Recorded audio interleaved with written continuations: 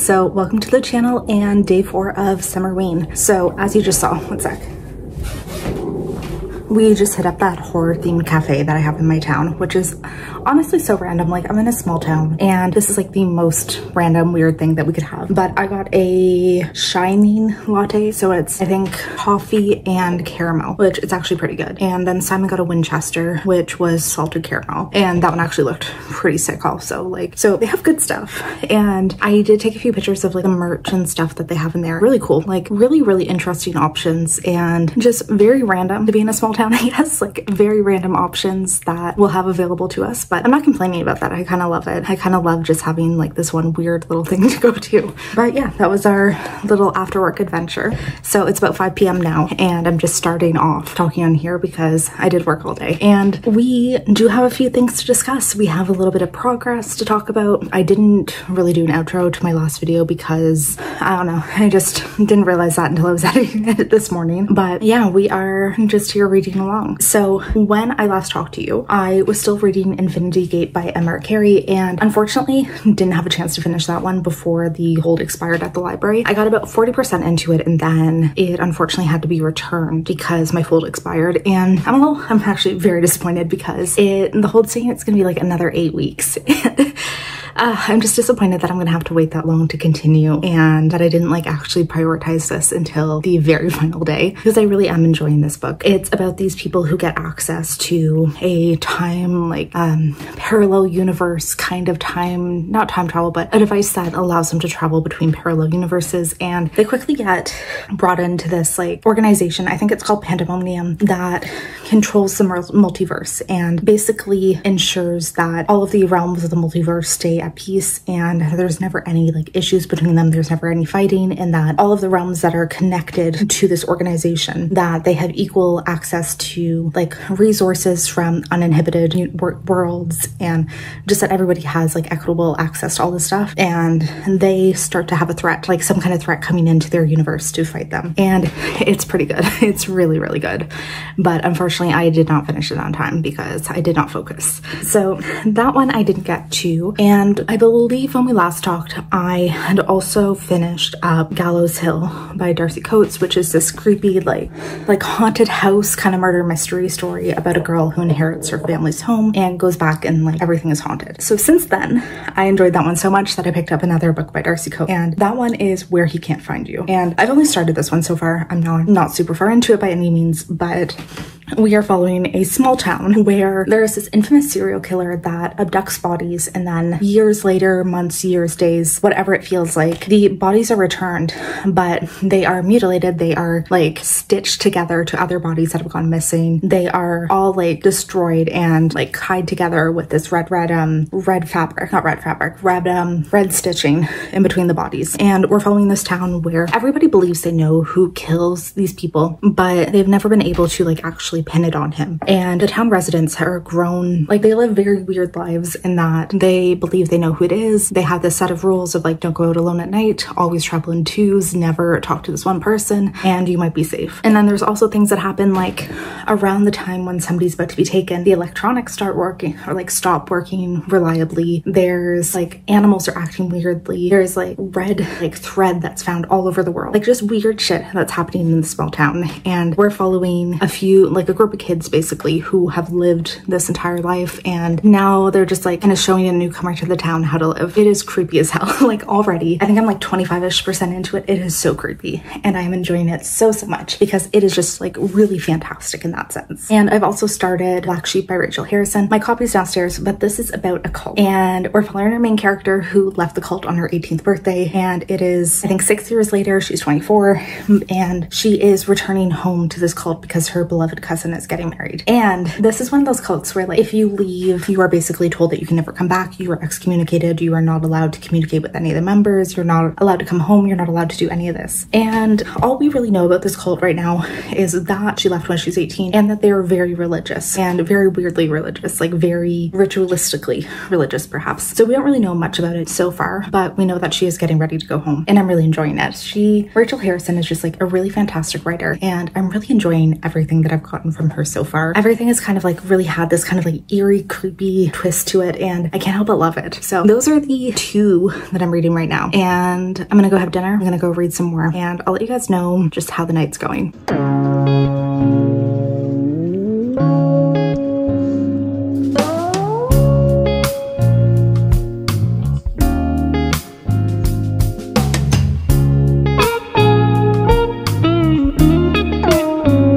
Hey friends, guess what?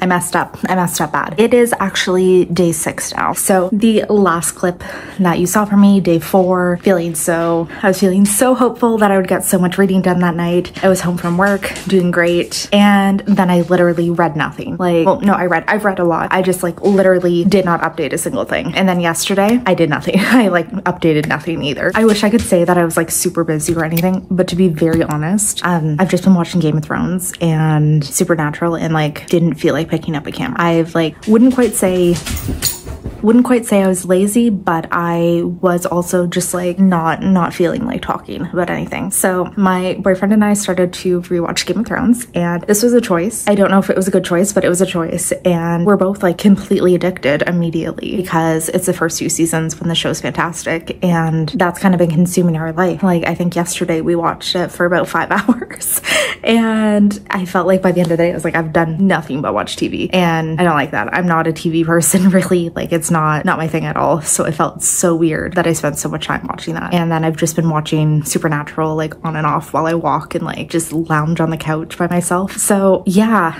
I just was not at all in any mood to vlog and really have just been in that like couch potato slump kind of thing. So we're on day 6 now. It's after dinner, and yeah, we're gonna try and catch up, and I'll talk a bit about what I've been reading, and we're gonna try to read quite a bit tonight and then go into tomorrow, the last day of summerween, hopefully ready to like really conquer some things and really like get all of the rest of the books on my TBR done, which oof, that's gonna be a challenge. So what have I read? Let's start there. What have I read? I did finish 2 books. So I am done Black Sheep by Rachel Harrison, and this honestly gave me every single thing I have ever wanted in life. It was the perfect, not like, it wasn't quite culty, it was kind of like a cult, but more of really intense religious community that is out of touch with reality, and everybody, or believes that everybody in the community should intensely follow the rules that people have and basically ostracize anyone who's not one of them. Like, so it is a cult, but it's just like, I don't know, it was interesting because our main character who we're following, she doesn't really consider them a cult until there's a certain point in this book when she's like, wait,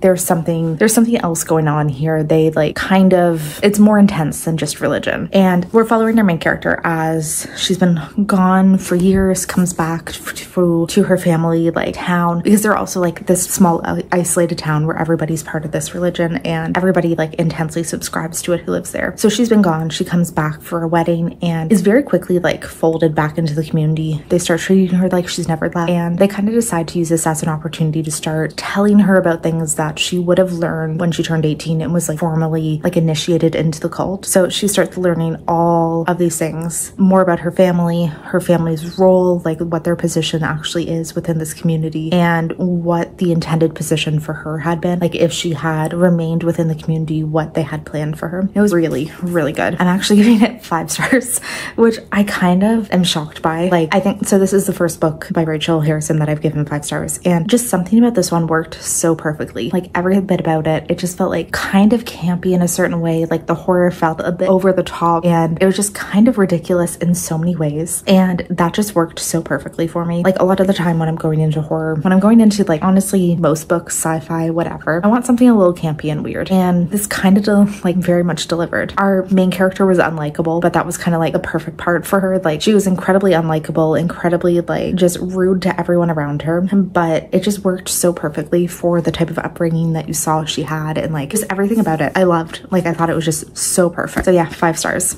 And then the other one I finished is Where He Can't Find You by Darcy Coates, which is the other one I was talking about the other day. And oh, this was creepy. This was so ridiculously creepy. So there's this murderer who's haunting haunting this small town, and everybody who lives in this town is basically like spent their entire life being raised to be warned of this guy and like always know that like you're not safe, you could be taken at any time. And he also, like, people go missing and then they're returned days, months, weeks later, like whatever, with body parts like stitched together with other people. So these bodies are returned like mutilated and in insane conditions and like barely recognizable. And this has been going on for like an entire lifetime, potentially longer. And we're following a group of teens who are kind of like really overly invested in finding out what happens, but then also a member of their group gets abducted and they decide that it's time that somebody finally took a stand against this murder, because the town, it's like this open secret that everybody is like, we know who it is. Maybe not 100%, but like if there's anybody in town who's a murderer, it's definitely this guy. So they decide they're going to finally take a stand against this guy and return the missing friend to them, like find her, bring her home before she's killed, and like maybe bring this guy to justice finally. And this was really fantastic, so ridiculously creepy. Like this was one that I was struggling to read at night, and like I have my gigantic dog here with me. If anything scary is gonna happen, I'm fine, but I was getting so freaked out, and I really can't remember the last time horror was doing this for me, which yeah, I love that. I love that. Like that does not happen often. I usually don't get this freaked out, so color me thrilled. Yeah, I'm super happy about it. And that's kind of been all of the reading I've done. Again, like just been watching Game of Thrones and Supernatural otherwise. And yeah, I'm on, like, if anyone cares, I'm about halfway through season 2 right now, so yes, I've been watching it quite a bit. So it is now like 6ish p.m. and we're going to be spending the next few hours just intensely reading. We're going to be trying to catch up and have a little bit more to talk about, a little bit more going on. I do have a few books like around me that I want to do. I really want to get to The Last Murder at the End of the World. I think this is going to be the next one I pick up. And then I do also have another one downloaded on Libby that I think could be like a good little palate cleanser. So I have Every Time I Go on Vacation Someone Dies, and something about this just seems like it's going to be a little rom-com-y, a little ridiculous, a little like silly murder mystery kind of thing. And I think that could be a really good vibe to like split between these two books. And then I also like, I do have my other physical books. I still have Murder Road, Ghost Station, and something else that I really want to get to. And yeah, I'd love if I could like make a bigger dent in my physical TBR. So that's kind of the plan for tonight. We're gonna focus probably primarily on this. We'll see if that changes. There is a good chance that I might just not be feeling it immediately and want to get to something else. So we don't know, but I do really want to keep reading. I want to make some progress tonight, and yeah, we're just gonna be cuddled up on this couch going for the next bit. So I'll check in a little bit. Okay, I have a tiny little haul. Also, if you see in the background, there's like literally camping gear everywhere because my boyfriend's heading out tomorrow for a camping trip, like a boys camping trip. So there's like literally stuff everywhere right now. So tiny little one from Jones Road. I got this in PR. This is what we're wearing all summer long. Hope you love them too, from the team. And they just sent over 2 little things. I was allowed to pick these out as like a little summer gift. So this is The Best Blush in the shade Sandy Sable. I love this blush formula, but like look at how tiny this little compact is. And yeah, this is just like a really pretty little mauve shade. So this really nice formula. And then we have their Cool Gloss, and in the shade Peony. And yeah, just a very bright little pink. I'm actually gonna try this on right now.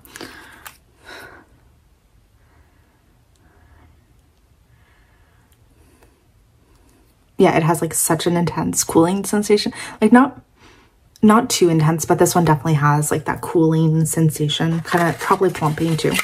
But yeah, thank you, Jones Road. I think they are a fantastic brand. If you haven't tried them before, like really underrated. And like a lot of just very good basics for makeup day to day. And that's honestly like on most of the time, that's what I prefer, is just something that I can use as like a very quick and easy kind of little makeup thing. Then I got 3 bookmarks in. This is from Maddie's Reads shop, and her Instagram is @maddies.reads. So just 3 little ones. This is Star Wars, Mandalorian, and then the Ewoks on the back. We have some potion bottles and just skeleton keys on the back. And then a little spooky vibe with flying witches. So these were super cheap. They're only like, I think $3 each. And I wanted to start getting some little spooky vibes for Halloween ready to go. And then the final thing I have an Illumicrate box, and this is actually my last Illumicrate because I did cancel it. I have talked about this before, but I decided to cancel pretty much all of my subscriptions. Right now I only have the Fairy Loot Romantasy, which I'm trying out. I'm seeing if I like it. And I have the Arcane Society, which is truly fantastic. It's all Romantasy as well, and like amazing editions. So this is my last Illumicrate, and it's a May book. So we have Goddess of the River. Okay, let me open this. They've been sending it like wrapped in plastic lately, which, whatever.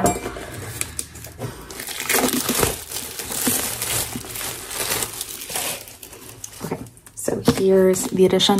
This is the author of Kaikei.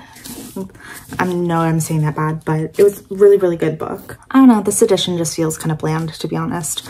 It doesn't feel that exciting. I think it's a different color story, but oh, okay, but this is gorgeous. Okay, that artwork is everything. And then we just have a foiled book, foil cover, and yeah, same artwork at the end. Okay, that artwork is everything. I kind of wish that we could have had like something like that on the cover. So yeah, there we go. A quick little haul. And let's talk about the reading progress I have made. So to start off with, I am this far into, hey buddy, I'm getting back up. I'm this far into The Last Murder at the End of the World, and this is kind of weird. So I think like the writing is very, very weird for this one. So we're on this island where we're being told that all of humanity has succumbed to this fog, this mist that has been out in the world, and it's killed everyone. And the remainder of the world's population live on this island where they've managed to, or they have the technology in place that they were able to keep the mist at bay. So we have this group of islanders who are just the regular people, and then we have 3 elders who are scientists from back in the day, and they're the ones who run the island, and they have it set up in some really weird ways. So basically the villagers basically have their entire life like set for them. They have no really decisions, like everything is kind of told for them how to live their life. They at the age of 60 are pass away in their sleep, like immediately on their 60th birthday. When they want a child, they apply for one, and they are brought out like this 8-year-old child if they're approved, and that's their child now. And they all have, it seems like this AI implanted in their brain, and it talks to them, it gives them advice, it gives them like a confidant, and it seems like the story is actually being told from the perspective of this AI. It's almost like in a third person, but at the same time the AI is in a sense narrating at certain points or like adding in their commentary, and it's just very, very weird. Yeah, it's a weird setup. Like it's a weird way to tell the story, and you can tell that like things are weird as shit for these people, but all of them except for one are content to just like live their life, not question anything. But we are following, there's one character who really questions all of this, and she's gotten in trouble quite a few times because she is not happy to just sit by and let weird things go on. She wants to understand things, and I think we're really going to be following her as she like tries to delve into this history. So it's weird. It's weird. I'm not enjoying it. It's just kind of strange. And then I started Murder Road also by Simone St. James, and I'm feeling a little bit more confident about this one. I feel like this one is going to be a little, probably what I read tonight, and a little bit easier to get into. So we're following a married couple. I think we're in the 90s. Yeah, 1995. So there's a newlywed couple. They literally had just gotten married, and they are driving to their honeymoon, and they take like a wrong turn and end up on this weird side road. And while they're there, they see this woman like walking down this like really creepy old road, and they pick her up. When she gets in the car, they realize like she's covered in blood. She's been stabbed. She is like on the verge of dying. So they bring her to this hospital that's nearby, and for some reason they immediately start getting questioned as though they were the ones who killed her. Like immediately all of the suspicion is on this couple that like they somehow committed this, or for some reason committed this murder, then brought her to a hospital, and everybody, like these detectives are really, really laying like so much pressure on them to confess to everything. And like it's weird. It's weird. Like there's something going on. Like it's either, I don't know, like if the detectives are trying to like frame it on them, or or what, but there's something super weird. And like as they had this girl and were bringing her to the hospital, they were almost getting chased by this truck, and they saw there was like this woman in the back in like the bed of the truck that kind of like, they're like, that doesn't seem, she didn't seem like she was alive or something. Like she seems like maybe she was a ghost. And it seems like there's going to be something like that. Like, is this road haunted? It also seems like there's been a bunch of murders committed on this road throughout the years, so have to be investigated. I feel like this is probably what I'm going to continue on with tonight. To be very honest, I think it's just going to take less brain power, and I'm a little, I don't know if I'm mentally fully into it to like unpack all the mysteries that are going on in this one. So maybe I just want a little weird murder road kind of thing, a little maybe haunting of people getting murdered on a road. We'll see. But yeah, I think I'm definitely going to be going to this one. So this has been a crazy long update, and bye.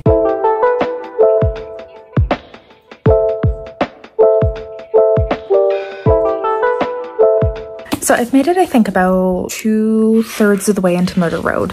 I decided very much just that that's what I'm going to focus on tonight. I'm going to try to finish this off before bed. And I'm enjoying it. I'm definitely enjoying it, but I'm not loving it. And to be honest, it is dragging a little bit. Like, so we have this couple, they are being held responsible for some reason for this murder. People seem to think that they were the ones who murdered this young girl who's out on the road, even though it was like, I don't know, like they can't find any proof of it. It was literally like they dropped her off at the hospital, so they're immediately like, okay, you must be the killers. And there is like somebody who this couple kind of suspect that could be responsible. So they are trying to investigate it, and they decided they want to really like try and solve this murder because it seems like there's been a history of a lot of people getting killed on this road. And just like it's been something that happens over and over again, is that people go on this road because there's a beach that like kids go to party at, and like runaways stay there, and a lot of them die. A lot of them are hitchhikers who get picked up and die. So they want to try and solve this thing because, you know, they want to clear their names and also find justice for all these kids. So it's fine. It's just like really not gripping me by any way. Like I am enjoying it. I'm enjoying the process. I really have no idea what is really happening yet. But yeah, I'm not like engrossed fully in it. I would say like I'm not really at that point where I truly care all that much either. Like it's just, I'm not addicted. I'm curious, but I'm not like dying to find out who's the murderer or like solve this mystery. So yeah, it's fine. I'm definitely a bit sleepy, so I'm gonna get ready and head to bed. And we're gonna bring this little guy. Where is he? This little guy with us too. Yeah, so I'm gonna go to bed. I still have like, I don't know, 70 pages or so left in Murder Road. So I'm going to bring that up with me to read in bed. And I'm not going to do any updates the rest of tonight because, you know, too tired. So assume that I finish reading it tonight. And if you're interested in seeing what I think, tune in tomorrow to see the final day of Summerween, which I have so many books that I want to get through tomorrow. So we're going to see how that goes. So thanks for watching. If you haven't already, please subscribe and stay tuned, I guess, for the final Summerween vlog tomorrow. So good night, have a great night, and see you tomorrow.